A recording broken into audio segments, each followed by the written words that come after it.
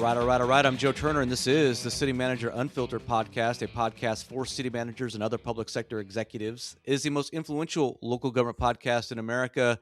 And with me today is a gentleman by the name of Michael Patton. And he's a little upset, guys. He's a little frustrated with Joe Turner, the City Manager Unfiltered podcast, because we've been given short shrift to the Parks and Recreation Department. So, Michael, welcome to the show, and make your case, brother. Thanks for having me on the show, Joe. Been a long time listener for, what's it, 140, 150 episodes now? It's getting up there, brother. Almost 3 years here in June. No, that's awesome. Well, congrats on that. That's an awesome accomplishment, and the work that you've done so far is phenomenal and amazing to listen to. But yeah, I think I messaged you maybe a month or so ago with, as a longtime listener, love the show, but I have a gripe, man. Yeah. Where's the Parks and Rec representation? Like we're being missed out here. Well, we're going to unpack that in a second. But Michael Patton, he is a Parks and Recreation Director in California for Riverbank, California. Michael, why don't you give a quick little introduction to how you ended up in California, your career path? It's quite impressive. You were a 30 under 30 rising star in Utah before you came out to California. So why don't you give the audience a little rundown of your backstory? Yeah, so like you said, Joe, I'm the Parks and Recreation Director for the city of Riverbank here in California. It's Central California, about 25,000 people here. Been here for about 2 years now. Prior to that, I was serving in the state of Utah for a city called Ephraim as their department head for recreation. Was there for about 4 years. Prior to that, I received my bachelor's degree in recreation management from the University or BYU Idaho, and then got my master's in public administration from Idaho State University. So yeah, after I graduated with my master's degree, went straight into recreation, and at that point, I kind of crossroads where I felt too overqualified for the entry level, but just barely qualified for the department head with zero experience. And took a while, and that poor town of Ephraim said, "We'll take a shot on you," and um, I think it worked out, but yeah, so been department head in Parks and Recreation for 6 years running right now, and loving it. 6 years in Riverbank, or Or 6 years total, so that's four what in I thought. Ephraim Okay. and two in Yeah. Riverbank. Gotcha. Yeah. And man, so are you one of these guys? I mean, Parks and Recs is kind of an interesting field, but are you one of these guys that like you always wanted to be involved in Parks and Rec? Because it sounds like with your educational background, I mean, I don't really know how many people really kind of like, I don't know, from start to finish end up there. You know what I mean? No, I mean, have you seen the show Parks and Rec, Joe? I have not, and I've watched a couple episodes. My son, he tried to get me to watch it a while back. I just didn't take to it. And Oh when no. it was coming out, what's funny is when I was launching this podcast a couple years ago, almost 3 years ago now. Geez, people were trying to ask for name suggestions for the podcast, and people were riffing off of Parks and Rec's inside jokes, but I didn't know anything about it. You know what I mean? So No, but yeah, the show's just like the reality, man. So you gotta get into it to see what I deal with. But no, so while going to college, I, just like any college kid, had no idea what I wanted to do with my life. I was about to get my associates, and so decided I had to declare for something, and saw that the school had a recreation management program. Knew nothing about it. yeah, what is Uh, recreation management, right? who knows, right? But I had a brother at the time who was doing his internship for the city of Bakersfield in Parks and Recreation. And so I asked him, I was like, "Hey, how's what you do? Do you like it?" And this was back when minimum wage in California was $8 an hour. And he was getting paid $15 an hour as an intern. And his job was to go to a new park each day, sit in the shade, and write notes of what he saw. And Good kid. I thought that was a dream job. I was like, he would talk about how his department head would bring him lemonade once in a while. I'm like, that's a career right there. Hey, I will say this. What's your brother's name? Tyler. Tyler. I will say this. Bakersfield in the shade can still get pretty hot, brother. Bakersfield in the shade. They call it Bako for a reason. He worked for that $15, man. But no, I quickly learned that's not how it works. When I started taking classes and got my first internship, I remember in that interview they asked, "So why do you want to do this?" And I was like, "Yeah, you guys have lemonade around the corner, right? Like I can sit here and take notes all day." And yeah, that didn't impress him too much, but so yeah, that's kind of what led to it. I did sports growing up as a kid, involved in the youth programs, and Uh-huh. once I learned you could actually make a career out of it, that was pretty cool. And then learning more about doing recreation management is all fun, but where's the money going to come from? And Yeah. so did some research and saw that the local government side is where you make your money in recreation, and kind of let's marry to that and make some money. And yeah, it's worked out so far. Good deal. I want you to unpack your argument or your case in a second here for Parks and Rec, and its absence on the City Manager Unfiltered podcast for sure. But I've often said that Parks and Rec, and I think you're going to push back a little bit during this episode. But I've often said that Parks and Rec is not really a very good launch pad for those who are trying to go into the city management profession. Right? It's just sort of the uh, find all the different sort of negative remarks you could put, but it's the backwater, it's on the back burner, it's like the redhead stepchild of local government. It's like the first one to get cut when times are tough budget wise, because it's seen as more of a fluffy nice to have as a must have. And so I want you to make sort of your case for in this episode. We're not in the next 30 seconds, but you're going to make your case for why Parks and Rec should get more love in the city management space, right? No, yeah, Joe, I'm excited for the opportunity to kind of show you up here that you're wrong. And that was it, the 10,000 listeners here, that they need to pay attention to Parks and Rec. I think I mentioned in in the pre-screening, we're underrated, man. We'll sneak up and get you.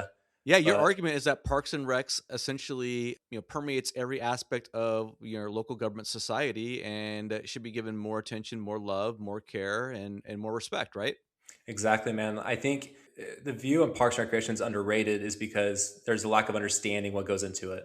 I was thinking about this just today of, we have calls about security issues at parks, so there are park agencies that have their own the police departments that, go to parks, their own, what they call sheriffs, or, you got to deal with that. We deal with kind of public works, with water, sewer, with restrooms, with irrigation, customer complaints, finance. We got to make sure everything ties in those sense, that we're not screwing up the budget over for our playground, Yeah, yeah.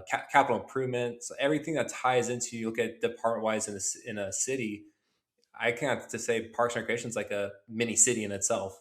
Yeah, I can see that argument for sure, and I would also even counter with in places like California too, where you even got some rather aggressive state and environmental regulations and things, how that can come into play with some of your projects, especially on the CIP program and things of that sort of nature. It's a fair point, and I'm looking forward to having this discussion. I will say, in my defense, in the defense of Joe Turner and the City Manager Unfiltered podcast, I have reached out, believe it or not, a couple times to a podcast I will not name. I'm not going to put them on blast, but they are a Parks and Rec themed podcast in the local government space. And I said, hey, love to have you on the podcast to spotlight you guys and give you some love and showcase it. But haven't been able to seal the deal. But maybe I need to push a little harder. So You know what, Joe? I'm actually honored that I'm the representative for the Parks and Rec good field in deal. this. So this could go crash and burn horribly, or it could go so well that you're going to have more Parks and Rec people on here. So Yeah.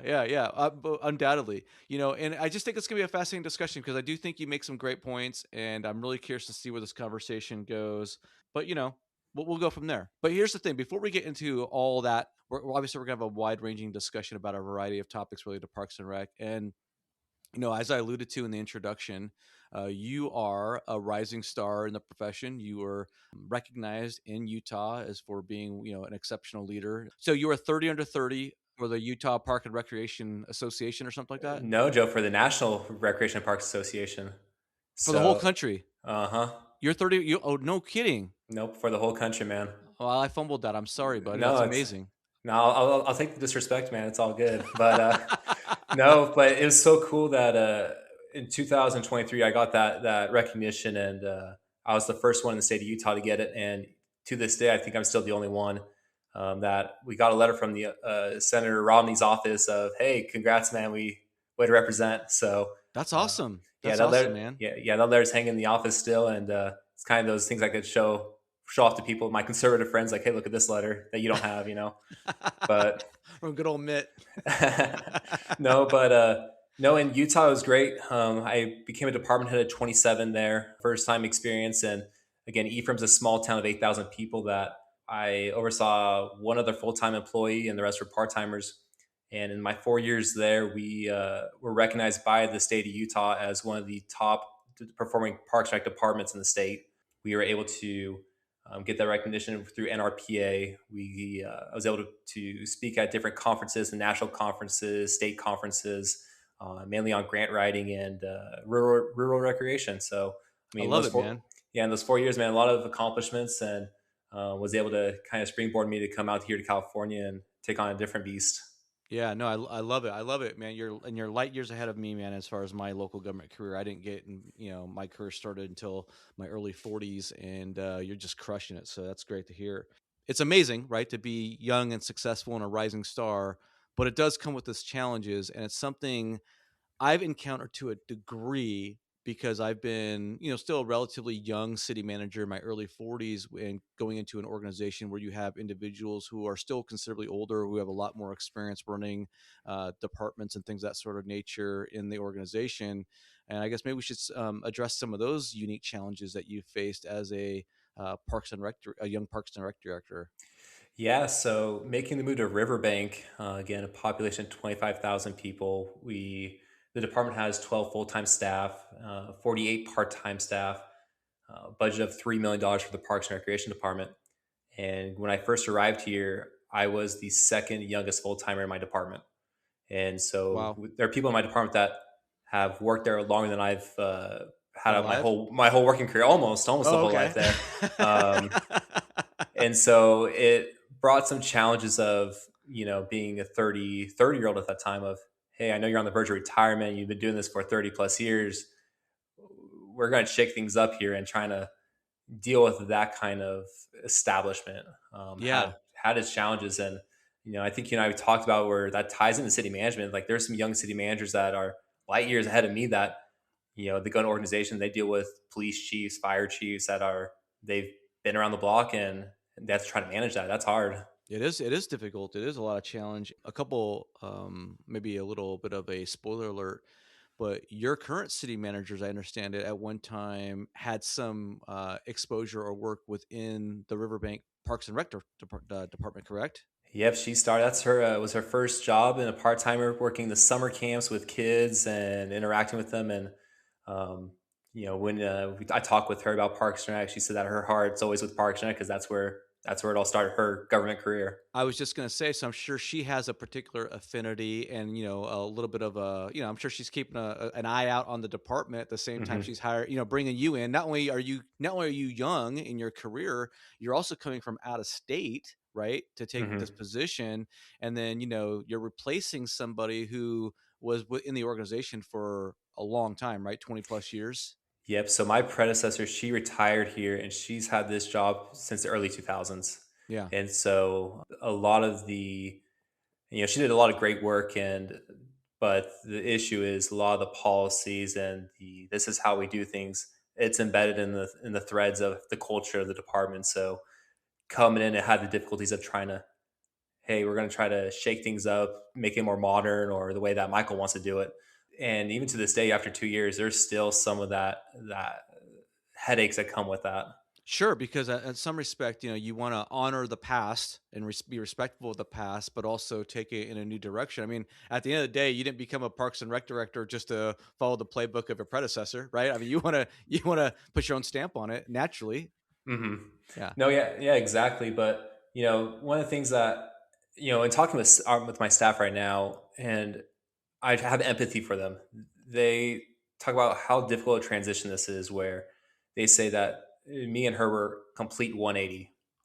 Oil and water, how we manage, and I'm not sure if you heard the term like millennial manager or I millennial have, I, leadership. I have, but it kind of goes in one ear and out the other because I'm a Generation Xer. You know what I mean? So Yeah, yeah, yeah. I'm the suck it up, Buttercup, and get the helmet on type. So Yeah, so my predecessor was just like that, according to my staff. And I'm the, hey, come up here, let's get you some chocolate, and let's cut over here and sing kumbaya until you feel better, yeah, right? yeah, yeah, yeah. And so there's a big shift in with the staff trying to get accustomed to what, you know, how to, again, like move over to what Michael's vision is or what the culture he wants to set, but it doesn't happen at a flick of a switch. Yeah, absolutely. It's really tough because when you're coming into an organization with that sort of institutional memory and stability, there's a huge plus to that, right? I mean, there's a huge benefit, but at the same time, the downside is that resistance to change. I mean, we all as human beings, myself included, obviously, we all have some natural resistance to change, and it's only natural that when you are coming into, you're a you're an organ transplant, right? And the host sometimes wants to reject it. I'm not saying that's not necessarily happened in your case, but I mean, it could get tough, because not only are you playing from behind in the sense that you don't have this experience as far as with that department, but you're also this younger, young buck who's they're going to naturally might have some skepticism for, and how that plays out and so forth and so on. So yeah, there's a lot of challenges there, and you have to be a pretty confident person to want to step into that position and take on that responsibility and that challenge. And I'm kind of curious, when you decide to make that decision, that leap from Utah to Riverbank, California, and accept this role, how much trepidation or concern or weight did you give that decision, and how confident were you walking into that environment, giving those these conditions that we've outlined? So I think at the time, Joe, I didn't even think about the conditions. I Really? think, That's how yeah, you young and yeah, oblivious. No, I'm just yeah, kidding. exactly. No, it's no. So I there's originally another grew up there's another saying, but it is unfiltered, but I will keep it PG, right? So Thank you, John. I'm probably not old enough to hear that stuff anyway. So, um, no, so like I grew up in California. My wife grew up in California. We always want to get closer. So I think the idea of the opportunity to where um, we can be close to her family, but not too close. They still have to drive over here and make a phone call if they want to visit. So that's the way we want to keep it. yeah, Um, no, so we made that move. Didn't really spend too much attention trying to look at the fine nitty gritty details of the position. But it's an opportunity to step up from my position in Ephraim, go from 8,000 to 25,000, bigger budget, more staff, sure. different things we're looking at here. And again, like I mentioned, you and I both know California is a. If you could do California, you could go anywhere, right? Yeah, I totally get that. Yeah, absolutely. But I love that sort of sometimes you just gotta leap without looking type approach to life. A lot of Mhm. times we as humans can play it way too conservative and miss out on some excellent opportunities because we're too busy trying to wrap our head around everything or try to quantify every risk or every downside and protect us from it because our society right now is gotten to the point where we want to inoculate everybody from failure and I won't go off on a political rant on that, but it's healthy to take risk. I mean, that's what this country's built on, and I think it's pretty awesome that you made that leap. How did you come in and earn trust and respect from your subordinates, and what did you learn from that experience? It took a lot of time, Joe. I think I attended a conference in California, and they're talking about kind of this kind of situation on how to earn trust with the new staff and developing culture. And I asked them like after the presentation, like, how do you do? And they're like, yeah, it takes about 2 to 3 years. I said, Like, I, yikes, I don't have two to really? 3 years. I want 3 Yeah, months yeah, here. yeah. I Uh, don't have the patience for that, right? I mean, you sound like a guy who's pretty impatient in the grand scheme of things, like me. I think, right? You want to get things done, right? hmm No, and so I think it just took time of showing that, hey, I'm not a moron, or like, hey, I can handle tough situations. I think one of the things I wanted to bring up that I think a little bit more passionate about that tied into it was, one of the things I heard from staff was, I'll give you an example here, Joe. We had a community event that they'd done for years, and every year the biggest gripe we hear from staff is there's not enough volunteers.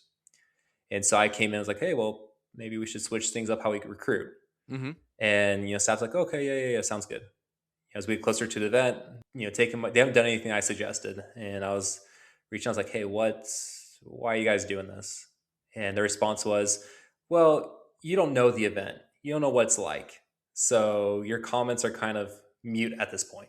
Right. And that was like a slap to the face of, hey, I know I'm new here, but I have years of experience, I know what I'm doing here.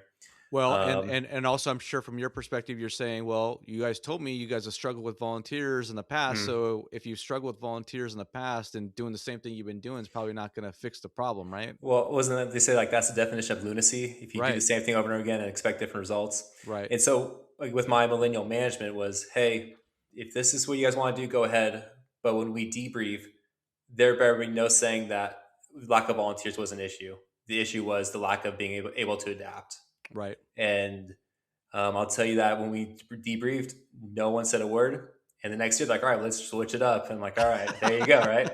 Um, That's a funny aspect and whatnot. And I will tell you that when we did our pre-interview screening call, I was really something that you said that really made me think about things differently from a perspective I hadn't. Because I'll be very blunt. I'm a hard charging guy, and I am a very aggressive person, a very assertive person, and so I can be like a bull in a china closet to some degree. But you said something that resonated with me, and I think it deserves some unpacking here, because I've if I'm looking at my own sort of shortcomings and failures as a leader, I don't think I've really fully grasped this, and I want to make this point. And you said something to the effect of, when you come in to make swift changes, it can impact morale, because it can appear to the folks that you are leading that you are essentially discrediting their past effort, right? Or you're minimizing their past effort. I wanted you to maybe unpack that a little bit more. yeah. So, like you, Joe, I just want to go in and fix things up. I'll give you an example before I go to, unpack there. My predecessor loved paper. She could kill forests for days. And I hate paper to death, man. I hate it. I'm It's so, laughing. I'm laughing, and this is obviously not a video podcast. Otherwise, I would probably do this. But my wife kills me because I have a paper fetish, hoarding fetish with paper. Like, literally, if I was to take the camera and show you my office right now, you would see stacks of paper on the floor. I'm not joking, right? I don't know how to file, guys. Like, I've never learned how to file, and I got paper everywhere. So I'm totally on team predecessor right now. oh my goodness, show. Yeah, we're gonna do an episode 2 to try and unpack that right there. We'll switch you over on that one. But no, so she loved paper, and I all about the technology, the Uh-huh. softwares, and all that. And so with our department, we have programs, events, facilities people can rent for their birthday parties, whatever. What the city had was to rent a facility, you had to do it in person. You had to come in. We were open Monday through Thursday from 7:30 to 5:30.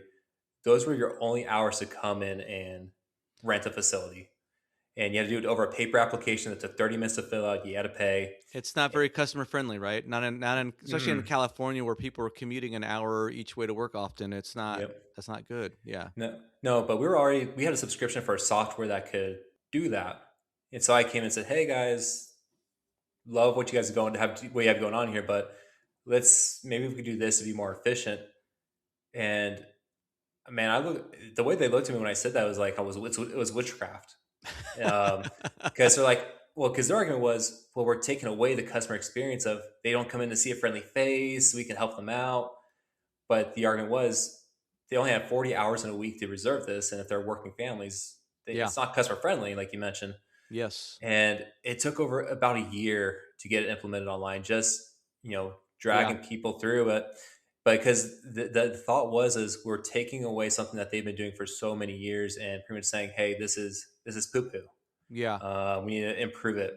Well, Uh, and that's an interesting point that the staff make, though, right? mhm, Because the idea that, when you've been doing something like that for so long, and you're trying to have, I mean, and by California standards, Riverbank's a small community. I mean, I don't. I'm sure most people understand this, but a 25,000 population town in California is a relatively small community. That's a small town feel, and I can see how there could be some reticence on the idea that, hey, we are almost pushing people away and saying book online, right? I mean, that's not mhm. really what you're doing or we're trying to do, but I could see how there might be some concern or angst that, hey, we are getting a little too big for our britches here, and we're losing that personal sort of touch. I get it in a sense, but I totally understand where you're coming from, because at the end of the day, I mean, I know that most of the people would love to interact with friendly, government employees, but at the end of the day, they want to build a reserve a park for a Saturday birthday party and spend time with their family, right? And see their Right.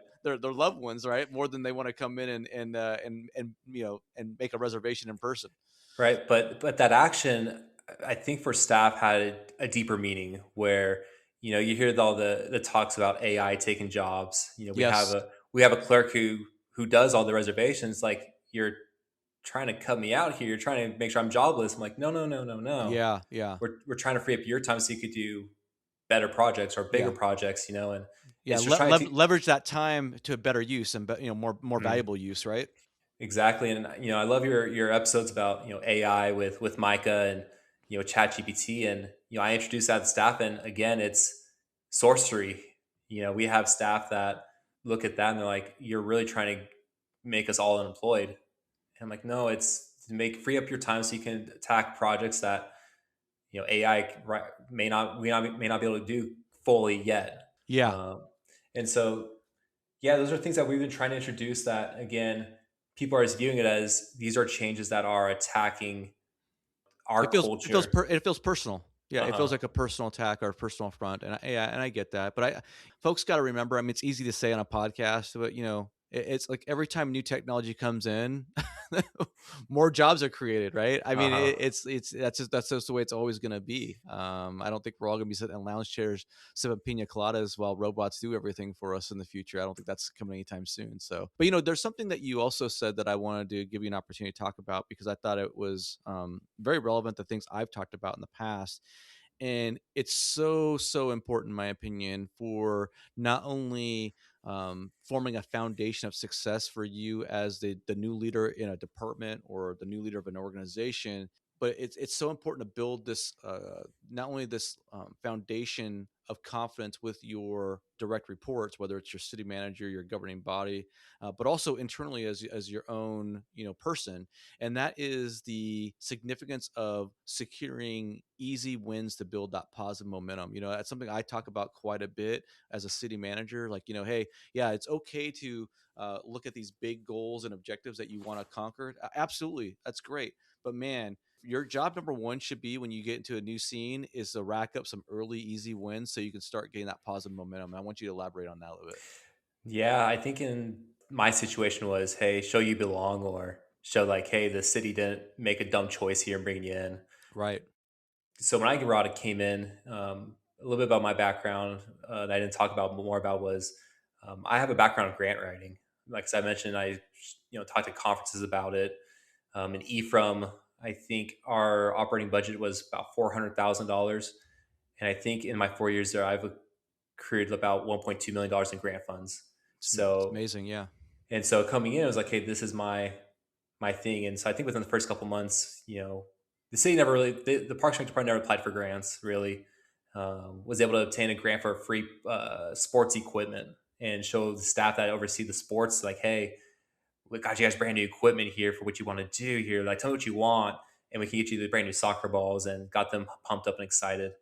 Around that time, the city, what they do is they do a mid-year budget review where they look at if there's any capital projects that you want to do that are kind of popped up out of nowhere, that weren't approved at fiscal year. We had our department had a long list of wants and needs, and I filled out like 30 reports, and we were able to get a good chunk of them. And staff's like, wow, this has never happened before. Yeah. And so they're able to see that investment back into them. Like I said, those were just easy wins, low hanging fruits where, like I said, they're not viewing us as Kim Michael's this bad guy, or hey, he doesn't care for us, or he doesn't know us at all. I Uh, like how you took that in a little bit of a direction I wasn't expecting you to go. I obviously the idea of getting the grant is obviously amazing, right? Every and mhm, by the way, every city manager loves the idea of a department head being able to get some funds that can pay for something that doesn't have to come out of the general fund, right? mhm, Or a fraction of it, right, with some matching amount or what have you. mhm, But you just made the important point there about something I honestly not sure if I've even fully processed before, but this idea of securing internal wins. You know what I mean? For your mhm. department. And I think that's a great point that you just made there. Like I said, staff, they don't know who you are. They don't know if you have their best interests in mind, or you're there to kind of show that you belong, and you're going to throw them under the bus and stab them in the back. Yeah. And But they're so but they're gonna respond well to a leader who goes to bat for them in the department and gets them the resources that they need to do their job better, right? exactly. So like I said, it's been 2 years now. I think the majority of my full time staff, we're on great terms. They're open with what their issues are. They tell me about their wins and successes. They're able to talk to me about their personal lives, and we have that rapport where they know they're at the top of my priority list and making sure they're taken care of. You talk about the internal wins. Some of the external wins we had is our social media was horrible, and This is gonna be my gripe for city managers that have Parks and Rec departments here, man. This is gonna be one of my notes here for them. If your Parks and Rec department posts the same flyer every single day, you need to get a new department head or switch things up there, man. It's my that's my biggest pet peeve with Parks and Rec department. They post the same sign up for baseball registration Yeah. closes in 2 months, and then closes in 59 days. Yeah. Yeah. Yeah. And so Or the what same we're sort of Canva looking sort of oh, stuff. it's And it's yeah. it's Yeah. horrible, man. Yeah. And so taking with kind of some of those episodes you had with Sam Tolles, and hearing his perspective. Tell a story, right? Tell your story, hmm a real story. So exactly, man. We've humanized our department so much to where we have people commenting on our content saying this is the best Parks Rec. We have the best Parks Rec department around. We just made a post the other day, man. We have this new thing where it's called kind of like The Price is Right, where we call like guess who's going to pay for this, where we take pictures of park vandalism and Oh, we posted it, and he's like, all right, our next contestant is this graffiti at this park. Now guess who's going to pay to clean it up? yeah. It's you as the taxpayers, and we're educating like, hey, our staff don't just sit on their butts all day doing nothing. Like Yeah. we show them the good, bad, and the ugly of our department. But like you said, we're telling the story of what we do, who we are. We're able to highlight our staff members and the great work that they do, whether it's really itty bitty small or super big. I will say this, and I did not pay to mention Sam, and Sam didn't pay to mention him either. But I'm glad you did because he hits such a salient point when it comes to local government. And how do you expect? And this is something I've talked about with city managers being able to earn their respect and support from their community, right? I mean, to kind of just go on a little sidebar tangent here, when you're a city manager and you don't build a relationship with your community, why would you ever expect them to come to bat for you at a city council meeting if they're talking about firing you, right? That's just not going to hmm happen. Well, if you are a department within the organization and your social media activity consists of generic flyers and there's no personality, there's no real story, there's no hook, there's really nothing to make someone feel proud of that department or their community, why would you expect them to really go to bat for you and your needs, right? You just don't, you're not registering. And so hmm I think that's the main point that Sam makes a lot about telling the story is when you tell the story, you create these brand ambassadors throughout the community because they become invested in the organization, their organization that they're funding with their tax dollars, as you just alluded hmm to. You know, No, and I think with Parks and Recreation, this could be my little hit for the points of Parks and Recreation. Man, I believe it's the most personable department in all the city operations. yeah, Right? I think I mentioned to you in the pre-screening is when was the last time you heard someone say they had an emotional connection with their water line? yeah, No, they don't. yeah, as long as the water turns on when they flip the switch, There's only one emotion: anger right? when it doesn't work. That's it. Exactly. That's it, brother. That's it. But I mean, I can't tell you the amount of complaints I get when we want to replace a playground because they say my dad played on this playground, I played on this playground, my kid will play on this playground. I don't care if it has loose barbed wire out there. Everyone's gonna play on it, We Um, don't care if it's the old. This is predates you, but we don't care if it's the 50-year-old stainless steel 40-foot slide with no protectors on it. Like, no, man. oh Yeah. man, it's taking off your skin as you're sliding down the 150-degree metal on the burns. Oh my gosh.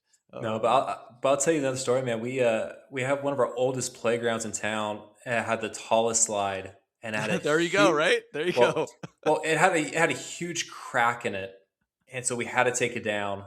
And we had this backhoe come in, and they ripped down the whole thing and smashed it.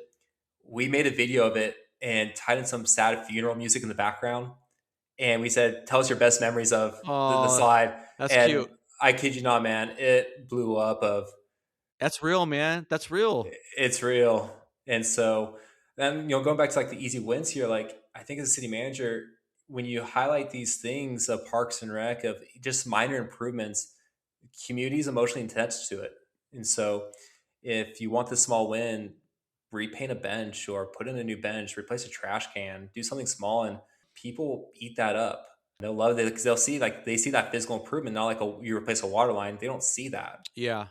They see the trash can you just put in though. But I do think you hit on something that even I fail to sometimes even think about when we're talking about the importance or significance of parks and rec in your local community, right? And that is that personal attachment that many people feel towards it, because when it comes to government, their interaction with government, oftentimes that's the primary, if not only, it's the main, good place that a lot of residents interact with their government, right? They want to go Hmm. to a nice, clean park that has some good facilities or playground equipment for the kids.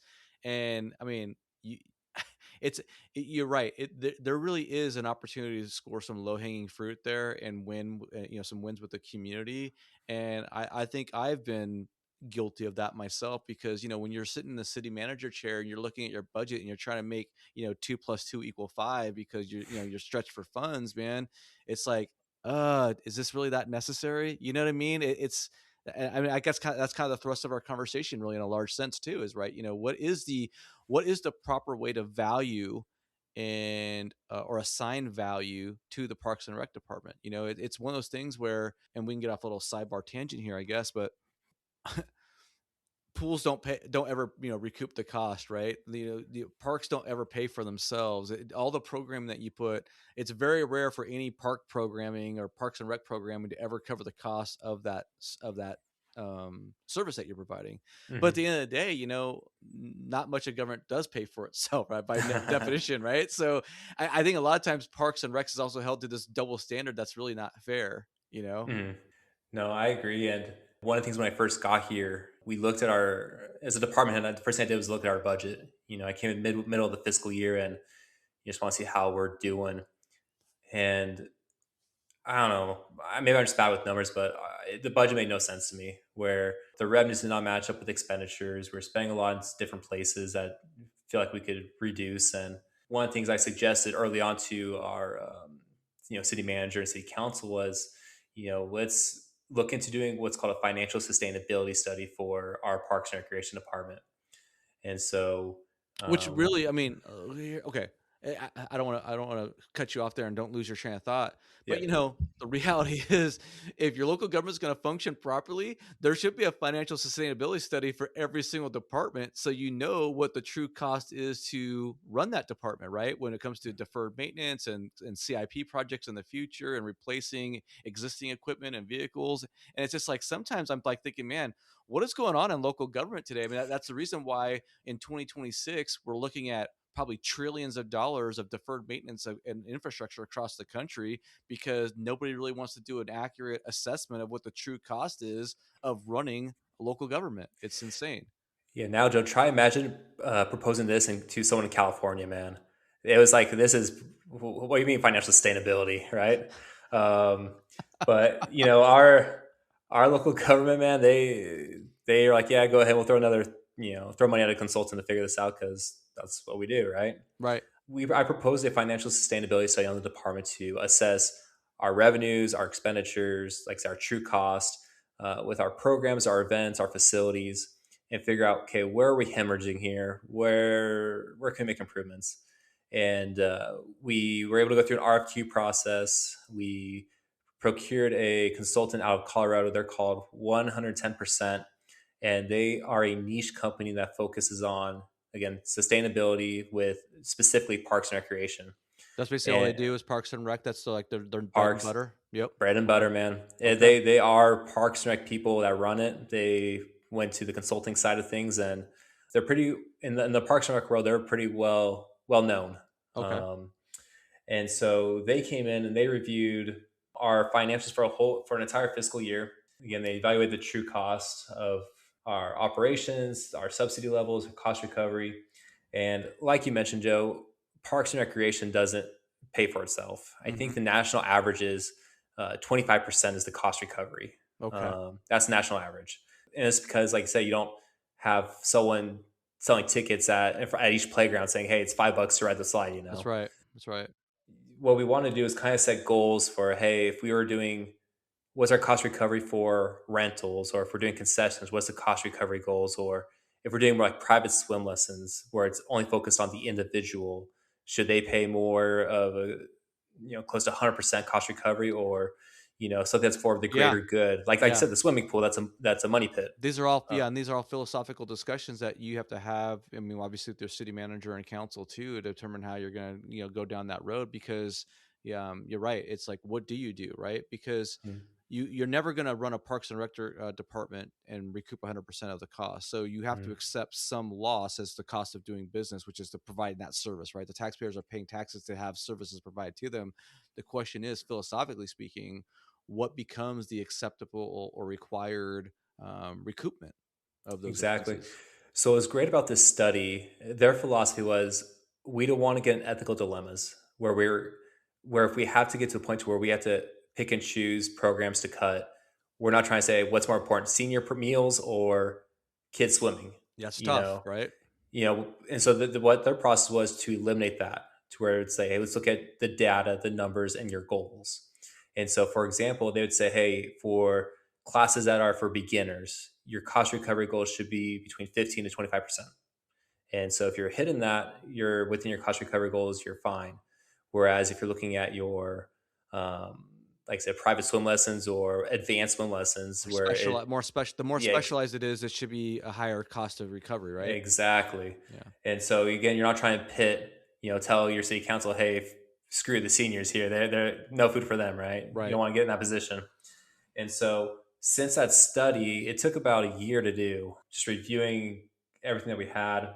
We were able to do a complete overhaul on our fee schedule. Prior to me coming in, our fee schedule hasn't been updated for quite some time. And their numbers were very arbitrary, where it's, hey, we're going to charge this much for this because it feels good. It's a feel good number. Yeah, yeah. We're able to Or it provide sounds data. good, right? Yeah, Or, "Oh, yeah, yeah, that's about right." Right? yeah. So we're able to tell the public when they say, hey, that's too expensive. It's like, well, here's why. Here's the data supports that. So we just recently just did a complete overhaul of our fee schedule to, again, try to generate more revenue, reduce our expenditures, and modernize how we do our offerings. And so with that study, the city council looked at it, they said, this is great, great numbers, great information. We want to support this. Well, we started implementing it, where we Mhm. started looking at some of our programs that may not be, You mean where the rubber meets the road? yeah. And Okay, then yeah. it's kind of like, oh, slow down here, right? It sounds like every council that basically says, "We really wanna get some code enforcement going on out there and, clean up the community until the complaints start rolling in." So, yeah. uh, no, but we have this tot time program that is kind of like a daycare for kids ages 3 to 5. Parents would drop off their kids for Monday, Tuesday, Wednesday, Thursday for about 3 hours each day, so about 12 hours of daycare. It is 4 weeks long, and they'd pay $125 for it. That's pretty cheap.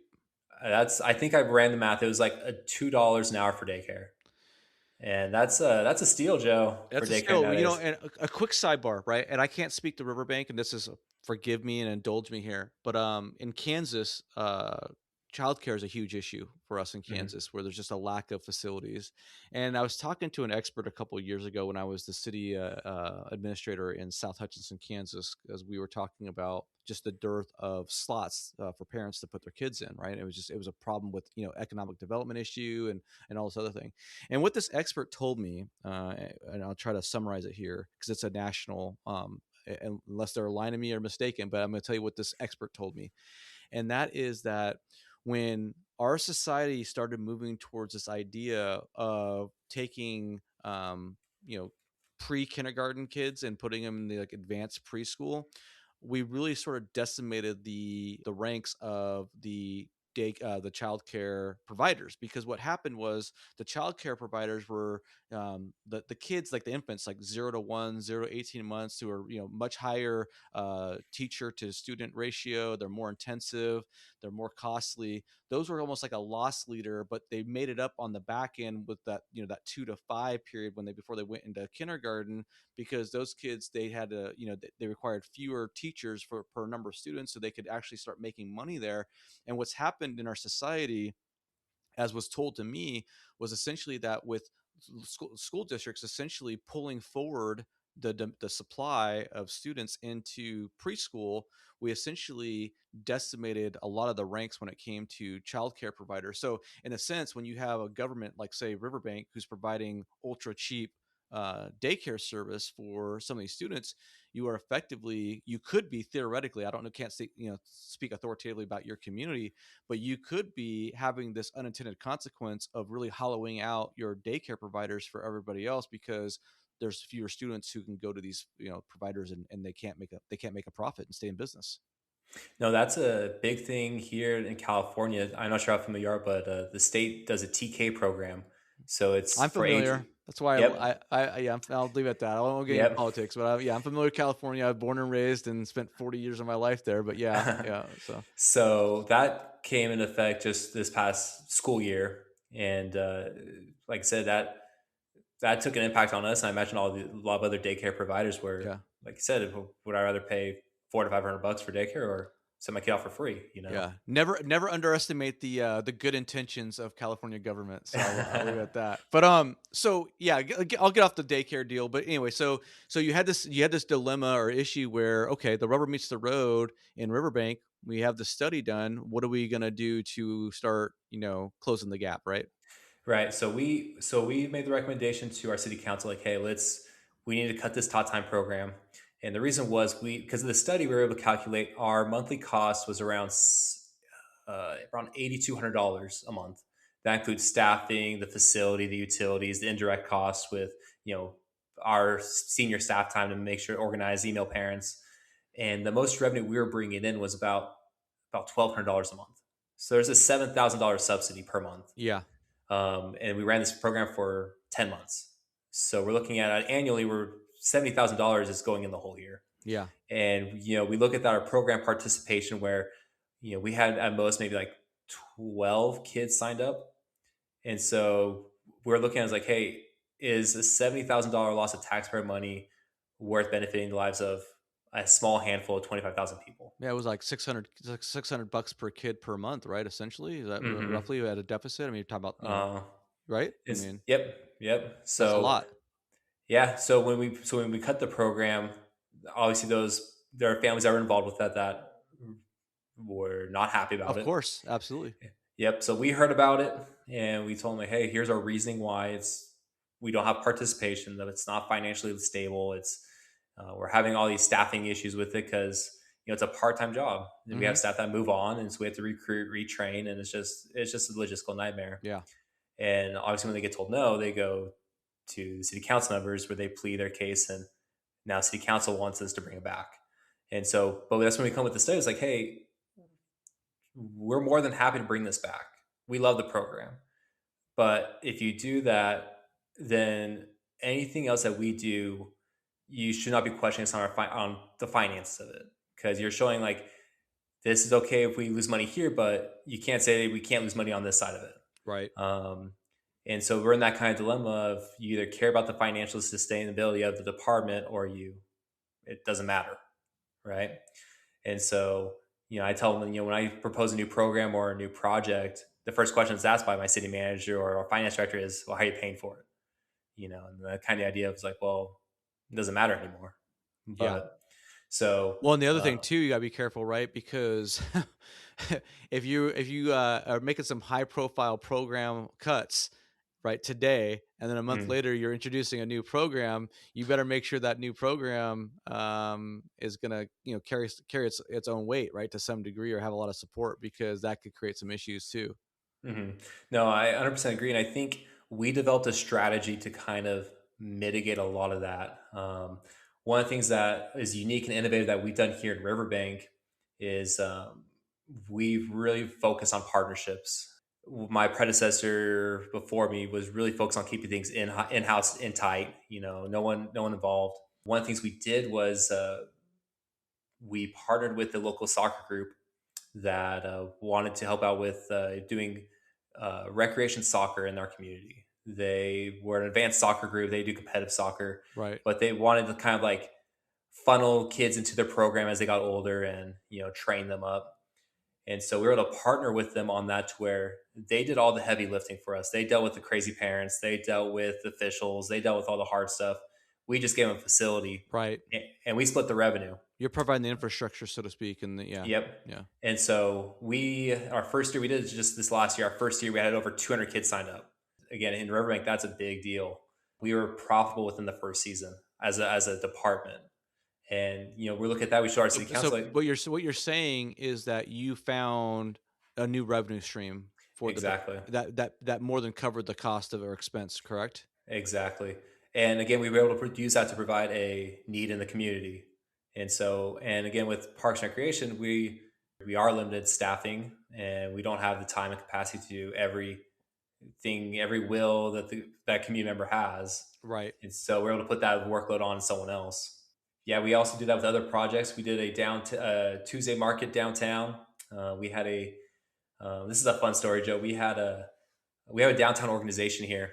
Every summer they did a Tuesday night market, like a farmers market.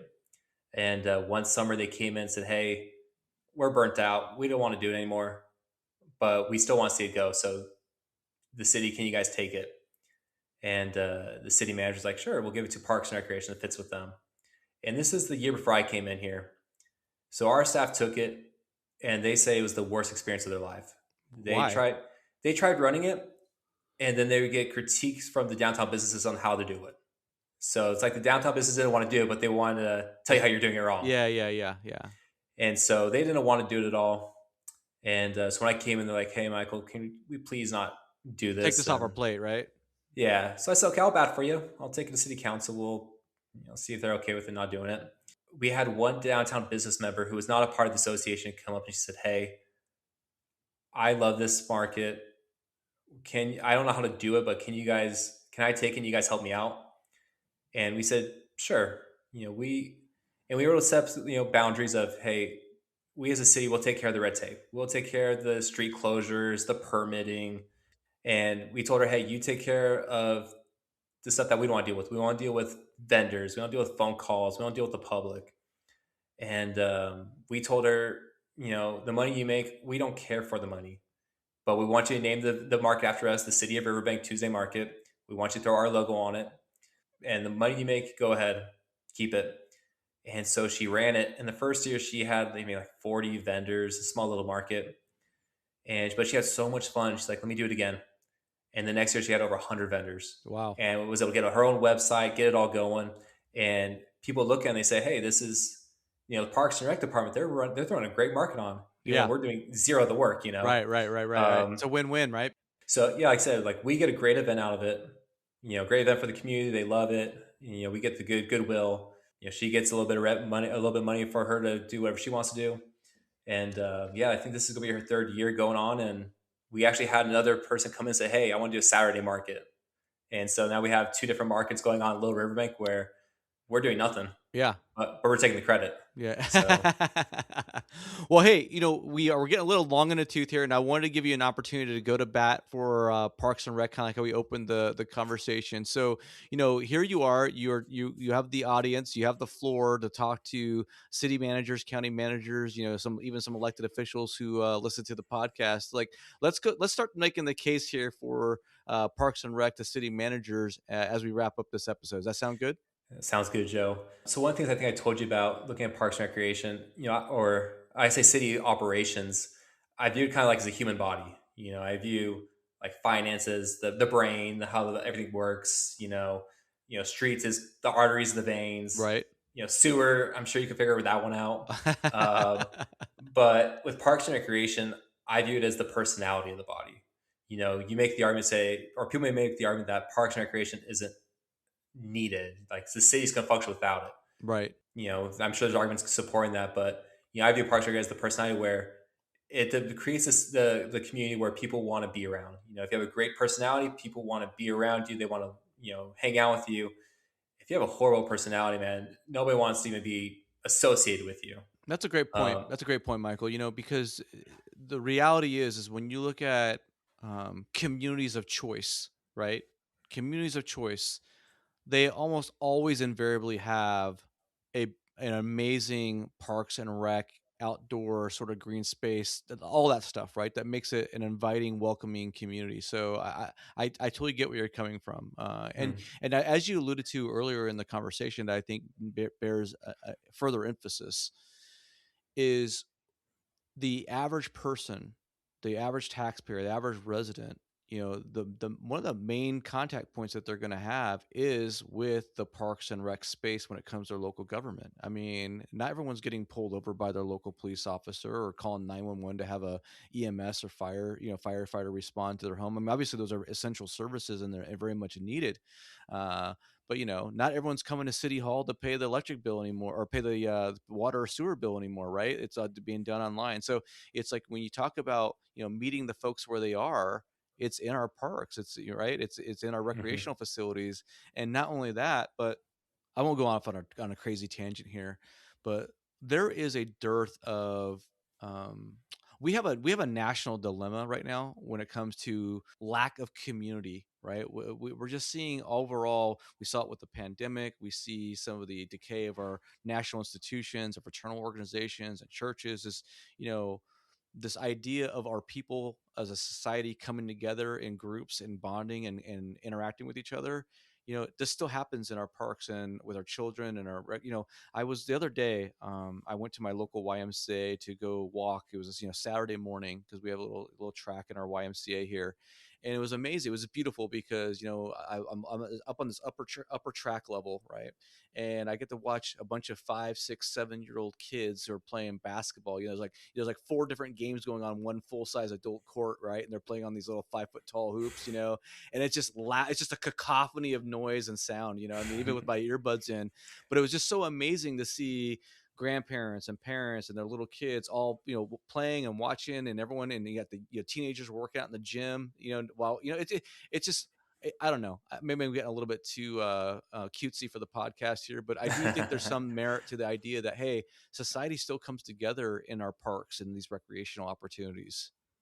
Yeah, no, I agree, Joe. Kind of, I brought up earlier where, when was the last time someone had an emotional connection to your water line? Yeah, And you look at all of the majority of government operations, it's business. When yeah, you look at parks recreation, it does provide that community, that sense of, hey, you can go multi-generational. You can get people of different races, different economic, socioeconomic levels all in one place. And, I think with the issues we had with COVID, it's a difficult thing to get now, but when you get it all together, it makes an impact, man. I do Um, I do think one of the things that really sabotages Parks and Rec too, though, to a degree, and I'm looking at through my city manager lens, is that a lot of the staffing in your departments are going to be seasonal, part-time, temporary staff, and I think I think there's a natural bias when you're looking at an organization that is navigating, say budget crunches and what have you, is that not that those people aren't valuable, but getting back to what I said earlier, right? If you don't know who they are, it's hard to build a connection, right? If you're a city manager, what, and I do think that there is um the transient nature of the employees in the department, I think also sort of sabotages its ability to be sort of held in its right place. Does that make sense what I'm saying? no, I hear you, Joe, and I think I feel fortunate in my situation where I had a city manager who was that started as that transient employee Yeah. that understands what we go through or why staff is only there for 3 months of the year and they go back to school. Yeah. And so, no, but I can see from your side of, if you're at the top trying to, make citywide big decisions here, it's easy to cut Joe Schmo who you don't ever see. Right. I mean, I'm, I know it sounds callous, and we're just trying to have a real conversation, right? Uh, But it's like, the, the after school, coordinator doesn't come into city hall, like the public works employee does, or interact with the other employee. It's just a different dynamic. And I think that has a lot to do with it. So, we've talked in the pre-interview screen, Michael, and I'll let you say it in your own words. But I asked you if you have city manager aspirations, because I want to lead this conversation down a certain road here. But do you have city manager aspirations? that's a good question, Joe. I think for me personally, I think it'd be fun to look into. I think it's something that down the road it might be worth looking into. But I'm young with a young family. Two kids with a third on the way here. Oh, Uh, congratulations, bud! I didn't know that. yeah, thanks. Yeah, I did all the work, right? But That's what um, I like most city managers, right? We do all the work. No, I'm just kidding. Yeah, hopefully my wife doesn't listen to this, right? But no, but seeing all the things that hearing the stories from city managers on the podcast and around where it's 24/7. I value right now the family time to have where it's like I just want to be with them. And I think I mentioned the pre-screen too, Joe, where I think with me right now, if I were to be a city manager, I want to be comfortable with the community I'm going into. I don't think I can go cold turkey into a random city in Kansas to say let's shake things up here. Yeah. I'm not quite there yet, um, but I think one thing to pitch out to the city council members that are listening to this and mayors is when you do look for And your those and city. those and those recruiters too, because I'm not sure. I know where you're going with this comment. Mhm. I'm not. Let me rephrase this for the listener. How about you make a case for why the Parks and Recreation director should get more love in city manager recruitments? Because I'll be honest, I've been dismissive of Parks and Rec in the past. Not so much because I don't think that they are necessarily deserving, but I just look at the all the hundreds of articles that I read, right? And I follow city manager news all across the country. And yeah, you read about a Parks and Rec director getting promoted to city manager, getting hired to be a city manager, but they're not. It's not incredibly common. No, I would say this might be my little hit on you, but I mean, you talk about like odd roads to get to the chair, Yes, and I think looking at you and other people that have been on the podcast that take the unique roads. I mean, what's I know. Fair we can point. make it too, right? Yes, fair But point. uh, Yeah. but I mean, like, was like we had some people that just come up in the private sector through communications, like why not It, us? it almost seems like non-traditional approaches are more common they are than actually Parks and Rec. And I don't know if that's a Mhm. function of the personality of the Parks and Rec directors. Maybe a lot of Parks and Rec directors are just happy being at the department head level and don't have any desire to go into the nonsense of being a city manager. You know what I mean? It's like No, herding cats or a bunch of kids or whatever is a whole different game than maybe herding 5, 6, 7 council members, you know what I mean? So No, right. No, but I think, Joe, when you look at my pitch here is I think if you're trying to find a department head that may have a touch of experience that you're looking for in a city manager, I think the Parks and Recreation director has the most hands-on in the sense of of your department heads, they're probably the most involved in your community with knowing community members, with making partnerships, being at the table with stakeholders. I think you're looking at, we deal with the same crazy stories that city managers deal with. I kid you even not, more Joe. crazy. It gotta be even more crazy to be honest, if we're being real. I mean, Joe, man, when you make your book about city manager stories, I will make mine for Parks and Rec stories, man. We can go out together on this. Um, but we deal with the same. You talk about city management where it's like it's different each day. We're in that same boat. It's not the same. Hey, we're going to check out this water line, or hey, we're going to fix this pothole. It's we have different experiences, different people calling, um, and I think we're looking at, like I said, all the other things, the factors that go into a city manager of dealing with budgets, dealing with CIP, dealing with access, accessibility, transportation, road, 100%. You know, all.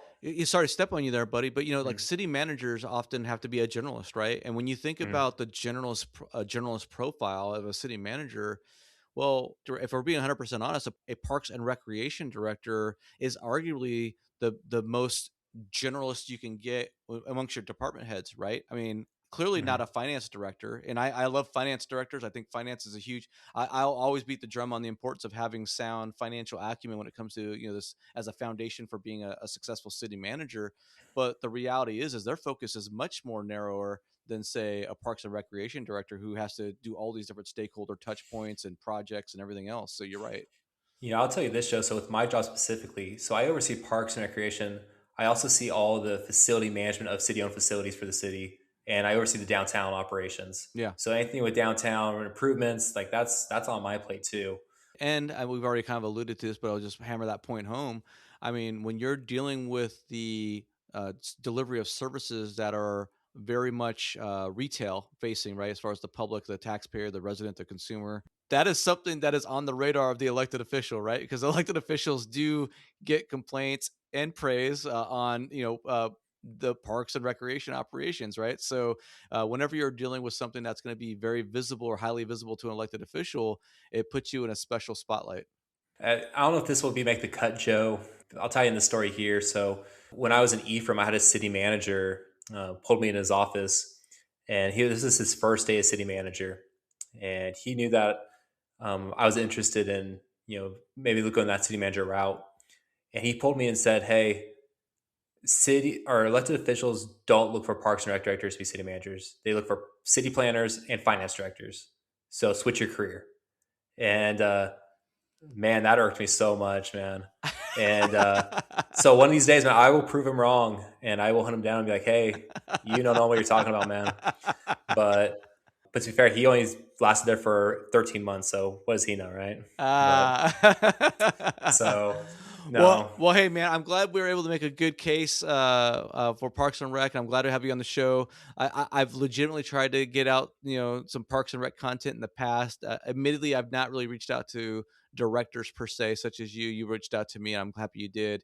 But yeah, I love spotlighting stories and like yours, and I love spotlighting different angles and whatnot because I'm guilty of having my own blinders, my own biases, and I try to acknowledge that and be fair and what have you. So if you are someone listening to the podcast who thinks that I've given short shrift to a specific department or whatnot, hey, ring me up and read me the riot act like Michael Patton did, so we can have a conversation. So no, thank you for being on no, the program, brother. no. Thanks, Joe. I appreciate it, and hopefully you get more Parks and Rec people bugging you now. So Good deal. All right, guys. I'm Joe Turner. This is the City Manager Unfiltered podcast, a podcast for city managers and other public sector executives. If you enjoy the content, please make sure you hit that follow, subscribe button on your platform of choice. Please leave a rating or review on your platform of choice. Catch you next week.